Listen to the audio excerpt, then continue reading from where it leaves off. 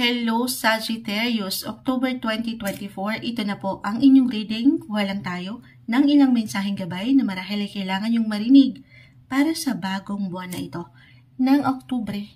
Sagittarius, hingi tayo ng mensaheng gabay para sa mga taong ito. Anong kailangan nilang marinig? Sagittarius, this month, October 2024, message. Sagittarius, guidance po. Okay. This time, i-count natin ito into 3. Tayo po ay live sa ating YT. Babalikan ko po kayo after. Ayan na. Nito. Kuha lang tayo ng ilang baraha. Okay? The Hierophant, reverse. The Lovers. The Three of Swords, reverse.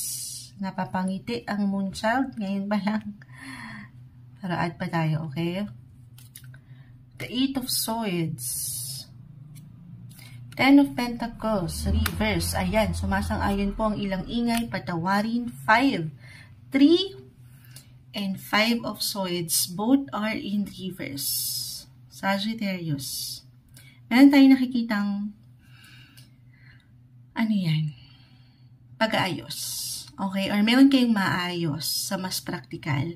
Ito po ay maring may kaugnayan sa trabaho or ilang relasyon na meron kayo sa kaibigan, katrabaho, kapareha, pamilya, life in general. Tayo po ay general reading. Ano man yung inaasikaso nyo or naayos nyo na. Especially, okay? Especially kung nakaramdam talaga kayo ng ilang tensyon or even conflict, misunderstanding, na very normal, highs or lows, humaharap po tayo niyan sa buhay, kapamilya, kapareha, trabaho, hindi na yan mawawala pa.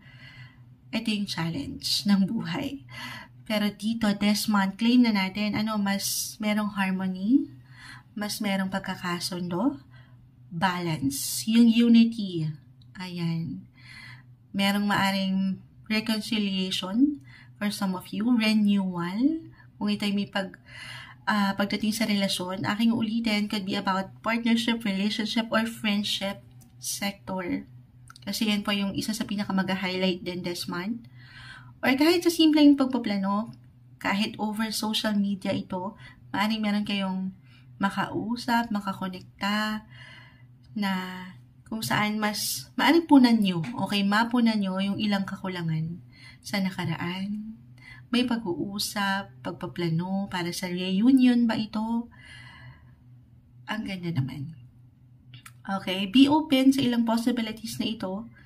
Pero syempre pa, it will be up to you kung ready ka na ba. Especially if this is about your love sector, kung dumaan kayo sa ilang painful heartbreaks, at nandito pa yung ilang heartache. Ayan, depende yan. Sa realidad po, ang bawat isa ay magkakaiba ng pinagdadaanan, yung proseso rin, yung healing, hindi nyo naman kailangan madalian yan. Nasa inyo ang susi. Ang susi, hindi. You have to be ready talaga. Physically, mentally, emotionally. But I feel dito sa yung baraha, Sagittarius, na merong recovery. Mas magiging handa na kayo. Or maybe, tulungan ng sarili na it's time. Para sa ilan, okay, na parang hirap. Hirap mag-move on. May struggle, may challenge na hindi ganun madaling panghawakan. And maybe, it's time to release anything or anyone that no longer serves you. Dahil aking ulitin, minsan yung closure o yung ilang pain na ito, syempre pa hindi yan makatutulong para sa inyong patuloy na growth. Diyan nahihirapan kayo. Diyan nagiging stock up. Hindi madali, pero sana sa paraan nyo kahit unti-unti tulungan ng sarili. If ever mag-apply man itong aking na-mention na recovery or merong healing kayong gustong bigyan ng diin or pagalingin talaga. Could be physically guys, emotionally.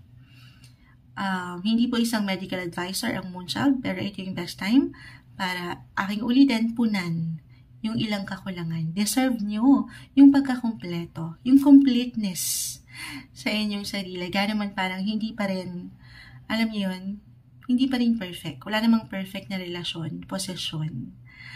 Okay, other messages, maaaring merong ilang, sabi ko na nga, reunions, may ilang ganap, celebration ba ito? Party invites, the lovers is here, the Hierophant. Maaaring medyo wild hindi. Hindi kayo masyadong magiging traditional or conservative. Party, ganun. Or maybe isang indikasyon para sa ilan. Maaaring makatulong ito. As a Sagittarius, very open naman kayo. Sociable kayo. And ready kayo to compromise. Ready kayong sumabay, to cooperate dito sa ilang relationship sa inyong paligid na maganda. Maaaring makatulong ito para sa higit nyong ikakalago. Ikakalago para mapunan po itong ilang kakulangan. The Ten of Pentacles reverse. Na feeling nyo. Okay, parang hindi okay. Maaaring makatulong ito ilang tao sa inyong buhay. Love life, the lovers, hindi kayo nag-iisa. Or again, kung single man, sa ilang taong ito, kaibigan, kapareha, katrabaho. Maaaring may ilang, sabi ko nga, meron kayong pupuntahan, meron kayong selebrasyon kung saan mas masaya, mas kalma, or payapa. Or isang message, 3 of Swords. Very important to express your thoughts, your feelings, pangatin yung inyong mga communication skills dahil malaking bagay. Baka makatulong po, especially aking uulitin for some of you na meron talagang bit-bit ngayon na hindi madali. Merong puwang, bigyan nyo ng puwang itong mga taong ito sa inyong paligid na suportahan ka kahit sa simpleng pagpapayo, hindi ka nag-iisa. I feel that you will gain support sa iyong buhay kahit sa simpleng ideya mo ito or sa ilang plano mo. Pangatin, yung pakikipag-usa or pakikipag-ugnayan, pakikisalamuha. Hindi ka nag-iisa. Okay, ito yung umaangat na mensahe, messages na marahil kailangan yung marinig ngayong buwan ng October 2024 para sa inyo, Sagittarius.